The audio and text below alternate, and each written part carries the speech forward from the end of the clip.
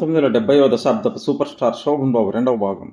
1970వ దశాబ్దంలో 1971 నుండి 1980 వరకు ఒక సంవత్సరంలో అత్యధిక డైరెక్ట్ 100 రోజుల చిత్రాలు: హీమ్యాన్ 5 1975లో, నటసామ్రాట్ 4 1977లో ఒక మల్టీ స్టారర్, నటరత్న 4 1977లో ఒక మల్టీ స్టారర్, నటశేఖర 4 1973లో 2 మల్టీ స్టారర్లు. 1970వ దశాబ్దంలో ఒకే సంవత్సరంలో అత్యధిక డైరెక్ట్ చదివిన చిత్రాలు: సోలో హీరోగా హీమ్యాన్ 5 1975లో. కలర్ చిత్రాలకు ఇది ఆల్ టైమ్ రికార్డ్ 94 ఏళ్ల తెలుగు చిత్రసీమకే. నటరత్న 3 77, నటసామ్రాట్ 3 77, నటశేఖర 3 1980.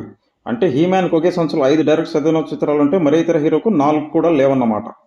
1970 దశాబ్దంలో మొదటి వారం 100% హౌస్ఫుల్స్తో అత్యధిక ఆటలు సింగిల్ థియేటర్లో: హీమ్యాన్ నాయుడుబావ గుంటూరు నాజప్సరా ఏసీ 40 ఆటలకు 40 ఆటలు house full. Second best Nataratna Adavi Ramudu Nellore Kanakamahal 38 ఆటలకు 38 ఆటలు హౌస్ఫుల్. ప్రతి సంవత్సరం కనీసం 100 రోజులు ప్రదర్శింపబడిన ఒక కలర్ చిత్రమైన గల ఏకైక హీరో హీమ్యాన్ మాత్రమే 1970 దశాబ్దంలో. తొలి హీరో. కలర్ చిత్రాలు 1971లో మొదలయ్యాక బ్లాక్ అండ్ వైట్ చిత్రాల మీద ఆదరణ తగ్గిపోయినది. అలాంటి సమయంలో కూడా తన అసాధారణ క్రేజ్తో హీమ్యాన్ ఎంతటి ప్రజాదరణ పొందాడో ఇప్పుడు చూడండి. బ్లాక్ అండ్ వైట్లో 100 రోజులు ప్రదర్శింపబడిన థియేటర్లు ఏ హీరోకి ఎన్ని? 1970వ దశాబ్దంలో హీమ్యాన్ 27, మొత్తం 5 చిత్రాలకు గాను. నటరత్న 3 థియేటర్లు 3 చిత్రాలకు గాను. నటసామ్రాట్ 3 చిత్రాలకు 3 థియేటర్లు 2 చిత్రాలకు గాను. నటశేఖర 4 2 చిత్రాలకు గాను.